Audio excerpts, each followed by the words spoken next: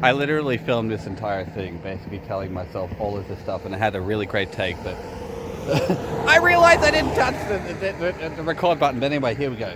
So, as you can see, I've made a change in my life. There was a video sort of back, sort of like in my other chat, back sort of through my other chat, like other videos previously, where I did a whole sort of rigmarole on trailers, right, and the particular types of trailers that you can get. So trailers, they can mount up here, they can mount down there, they can mount on the dropouts, they can mount on the chainstays, they can mount anywhere, right? So the whole idea with the trailer is that you can basically have a lot of towing or carrying capacity on your bike, but you can take it off willy-nilly without having sort of like extra bits and bobbles all over the place, right? You know, in the case of the trailer that I had in particular, all I had was just a different like quick release skewer, and it was fantastic. But of course, then there was some troubles with the trailer, and the bushings had gone bad, and I had to replace the bearings and a whole bunch of other stuff. And if I got to be honest, the trailer is like it's massive, right? Like you've got to basically sort of put the bike down and the trailer on. And sort of it takes sometimes it can take two people if the trailer has stuff on it.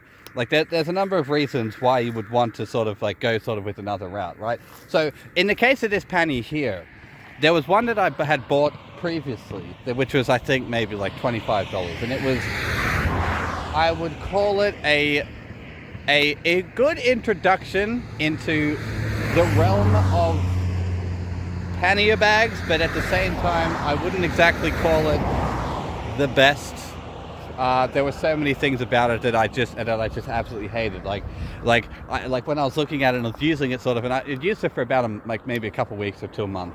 And I thought, it'd be nice if like the back of it was sort of like had some kind of structure, so I could say like, oh, so it doesn't sort of like get into the spokes when it's empty.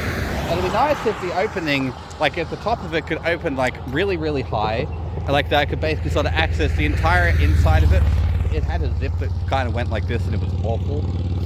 It'd be nice if it didn't have so many pockets and things, and it'd be nice if there was sort of like a nice heavy canvas, and it'd be nice if it was like if it had some kind of insulation inside it. And hey, I've seen ones that sort of where they've got a handle where you could just pick it up like this. I like that idea, and I like the idea of the ones where you can sort of have these clips on there, so you can just click onto the bike, right? But the benefit sort of with the Pannier is what I was sort of thinking about, is that a Pannier basically sort of, you can have the carrying capacity on the bike all the time, right? So basically sort of like when you're looking sort of like, do I want to have carrying capacity on my bike all the time? With the Pannier, yes you can. So in the case of a trailer, you can choose whether or not you want to have cargo capacity on your bike. In the case of a Pannier, you can just have it on there all the time, which is massively convenient. So in the case of this one here, which is one of these, a outdoor Inoxto, the idea sort of like this one here sort of is about this. So when I was looking at sort of getting a Pannier, everybody's saying like, oh, you should go sort of with an Ortlieb or Rock Brothers or even a Toe Peak. And I was looking at these ideas and I was like, yeah, sure, but they're all really expensive, and none of them have any of the features that I'm looking for sort of in a pannier bag. This does, for $72, shipped to your door for free here in Australia. So the cool thing about this is that you've got these massive openings, and you've got like this nice insulated inside here, so if you put stuff in there, it's not going to cook in the sun. Obviously, if you can open the entire thing, it has a wraparound Velcro, and of course these clips here. You do have an additional pocket here, and of course this netting thing here. I don't know, I don't like that idea. I feel like if you're putting a netting sort of like on your bag, you want like having it on here. That's a bad, because that'll just kind of disappear like in no time at all. So I'll never use that ever, right? You've got a handle here that you can just pick it up, right? You've got these extra tie-down straps on the top here that if you wanted to put a bag on the top, you can. So you can just increase the amount of carrying capacity vertically. And of course, it has the little clips that you can just click into place, so you don't actually need to tie it on. So if you want to remove it, it's just got sort of like your clips on the back. So like clip, pick it up, and there you go. Bob's your uncle. And then of course you got the carry handle, and and it's a 40-liter capacity. This thing is absolutely humongous. I feel like this is like all of the bag. Oh, and of course, the backing, like, it has a nice sort of solid backing on here. So when the bags are empty, it's flat on the back of it. So the corners don't just go into the back of the spokes. And I love that. But like I said, sort of like, because I'm looking at the Ortliebs, and it's like, yes, I absolutely want to sort of support like German manufacturing and things like that. But it's like $700. And I'm like, I'm not exactly the kind of person to have $700 just kind of float around sort of for a pannier. Especially because the Ortlieb bags that I was looking at weren't exactly the kind of thing that I were looking for in the first place. Whereas this is. Like I said, you've got heavy canvas, insulated inside. You've got massive openings, like sort of on the top here. You do have adjustable sort of things here because these clips down here, these actually adjust. So if you're over full, you can just lash it down, and everything will work. And of course, then I put the solar panel on top here. So if I have something like this camera phone, and I want to charge it, I can, or anything else, I can just put in the bag, go for a bike ride, come back in a couple hours. I've got sort of like, I've got a little bit of charge, right? Not only have I done something productive with my life, because that's very difficult in this economy, isn't it? But I have also sort of just taken advantage of the sun, which here in Australia we have an absolute abundance of.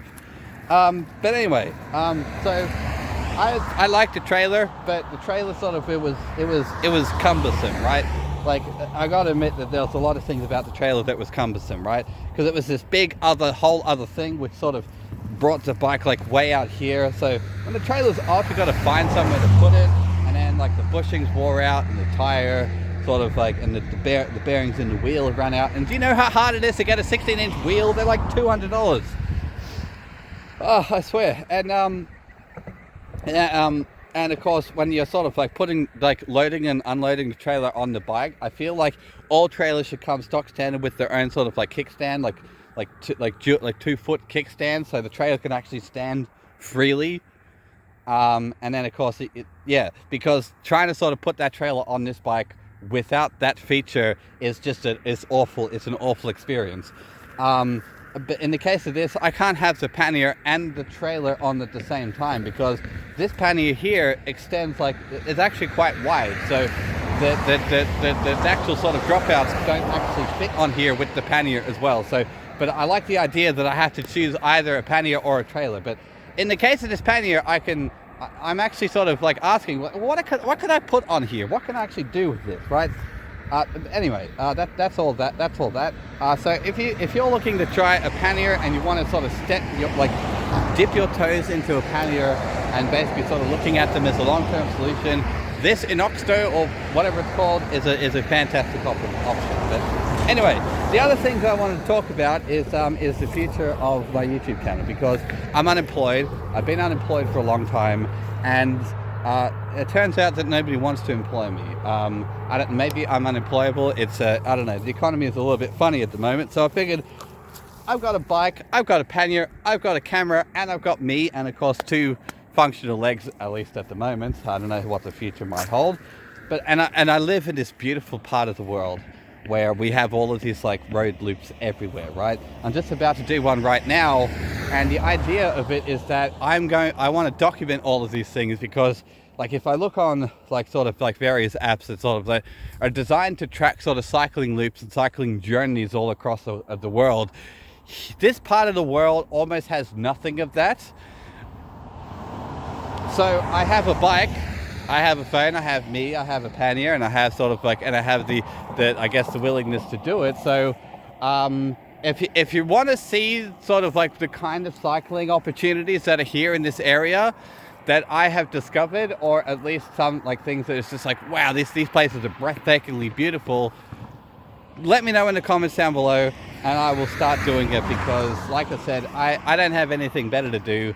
So I might as well even start doing it. So yeah, if that's something you want to look for, like and subscribe. Have a good one.